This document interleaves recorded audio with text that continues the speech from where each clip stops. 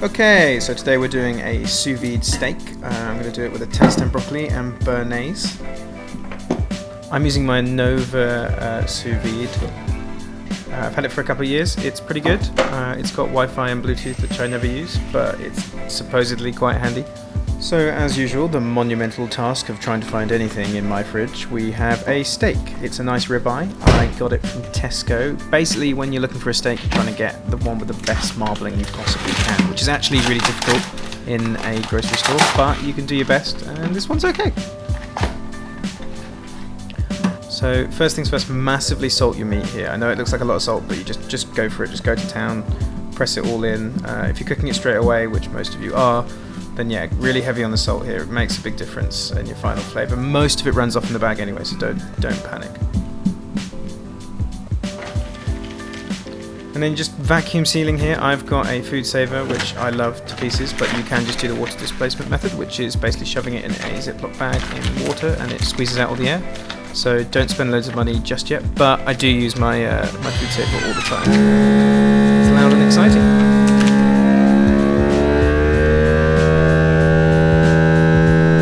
And just plonk it in for about 1 to 2 hours, and then yeah, just leave it, walk away, don't have to do anything.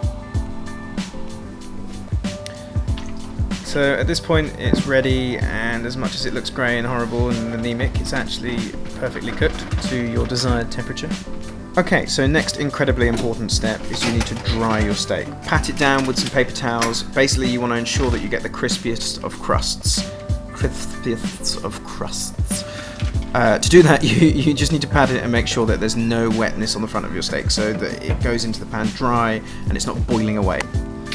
So now I'm just making the sort of flavourings. You can do whatever you want here basically, but I always like a bit of garlic, a bit of thyme, you know, just whack it in the pan with a bit of butter. It's going to taste great, you don't have to worry about it. You can also put it in the bag with it, but I prefer to just do it after.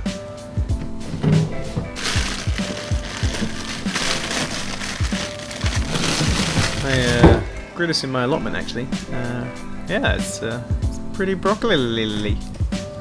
Right, frying time. So really high heat on your pan, really high, as high as it possibly can go. Get it smoky hot. Then add your oil. It's high smoke point oil. Everything needs to be as hot as absolutely anything. See steaks sweating there, just pat it dry. And in. Okay, it's actually not hot enough here, and you can see how grumpy my face is there because I was disappointed. But yes, the pan needs to be insanely hot, hotter than you think it is. When you think it's hot enough, get it a little bit hotter. This is the number one thing that you mess up when you first start, and seemingly I still mess up. But yeah, you need the pan as hot as you possibly can. You just want to get a crispy layer. You're not cooking the steak at this point. You're just trying to get that outer sear. So, you know, whatever you need to do, just push it right down. If you take it out and let it heat up again, like I'm doing here. You know, you don't want to spend too long in the pan. You just want to, just straight in there. You know, like really hot. And then when you're quite happy with the colour, you know, just put it out, and yeah, it's okay. It's not so bad. Here's a béarnaise I made earlier.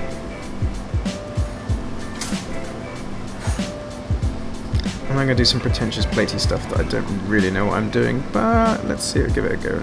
Yeah. Okay. More butter, because butter is great.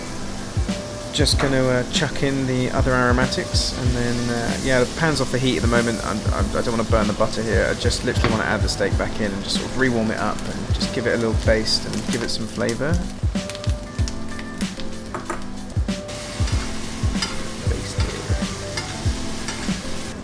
Pro plating, pretending to know what I'm doing.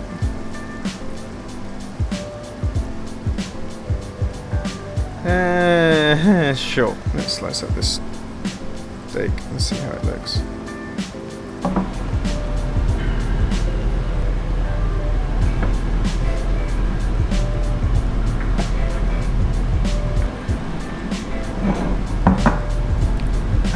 I'm still not very good at this, but you know, you just sort of chuck bits on and make it pretty and add pepper. Right, yeah, sous vide steak. It's relatively easy for your first time. I'd say it's a good starter dish. But yeah, let me know how you got on. I'm sure loads of people will tell me all the things I did wrong. I think you're still going to ask people to subscribe and like, right? I mean, it's been 10 years since I've done this.